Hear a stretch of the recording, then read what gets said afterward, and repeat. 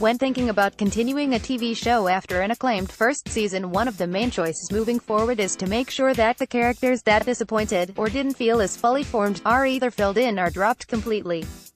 Chapter 13 of Legion finally explains the absence of the character that could be described in this way: David's sister, Amy Haller. The first season of Legion positioned Amy as a symbol of the normal life that David could never lead, so when he is accepted and has accepted himself that he is a powerful mutant, the symbol of the ordinary doesn't fit as well as she used to. As much as I liked Kate Asselton in the role, Amy felt like the character that could easily be dropped moving forward. Enter Lenny.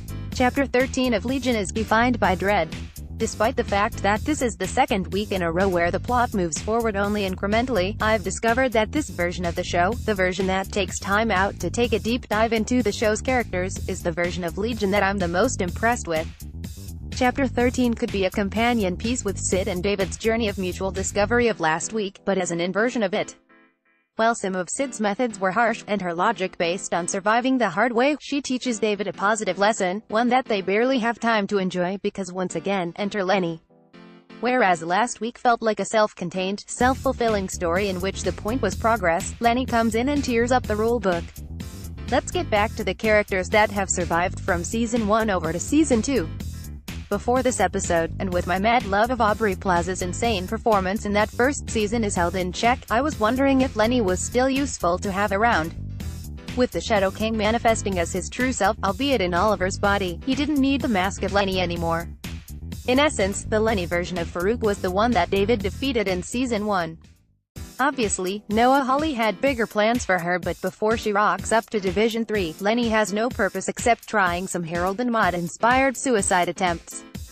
Just like last week, Legion has taken a break to explore its female leads, and it makes tonal sense that each episode could feel so different.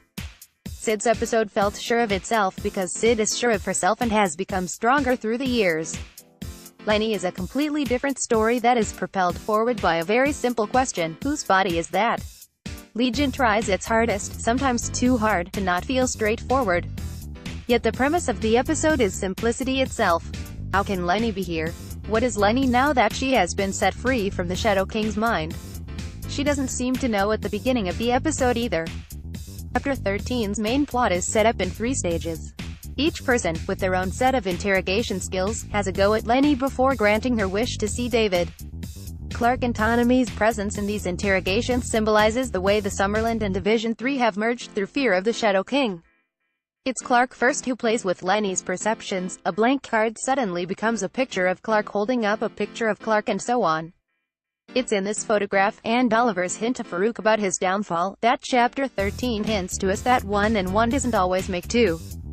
In a sense, and the Shadow King's past possession of David applies here, that there has to be a winner.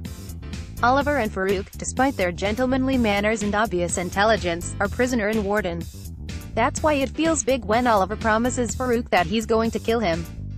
Which brings us to the episode's biggest show. Lenny has a purpose, but it's only the Shadow King that knows this fully. David can read her mind and confirm that she's still working for the bad guy, but Lenny takes as long as David does to put everything together. It's represented visually in a very striking way. It's amazing how uncomfortable it feels when someone's eye color has changed. From brown to blue, these eyes clearly don't belong to Lenny. This is where it gets super dark. The revelation that Lenny is inhabiting Amy's body is shocking, especially due to the long nightmarish sequence of Amy being destroyed to make way for Lenny. 1 plus 1 isn't always equal to, in this case 1 cancelled the other one out. Let's go back to the first point. Amy was a character that didn't fit into the way Legion was progressing, and Lenny felt like a first-season villain. Bringing Lenny to the forefront of things by replacing poor Amy is a huge, horrible step in the right direction. With this one act, the Shadow King has called off the truce, killed his connection to a normal life, and sent his former friend to gloat about it. Not only do those completely floor David, it also keeps Farouk from being predictable. Future Sid did say that David was going to kill Farouk, and now we have the true reason why. Next week is going to be tough on the last holler. 8/10 Chapter 13 is the Aubrey Plaza show, as Lenny's presence with any character suggests a new and vital life for Season 1's best character.